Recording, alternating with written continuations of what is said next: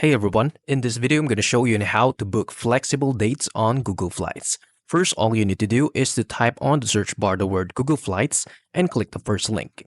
And now from this page, all you need to do is to select a specific location where you want the departure and where it will be landed. For example, I'm going to choose here onto the Europe, and now we can choose the date for the departure. We can select, for example, a July 1st, and for the return is a flexible date of July 5th, and then click on Done. After that, click on Explore and wait for it to load.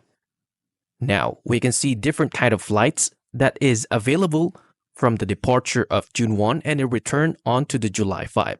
For here, we have a Paris, London, Rome, and many more. All you need to do is to select a specific one flight, and now from there, you can click on View Flights and wait for it to load.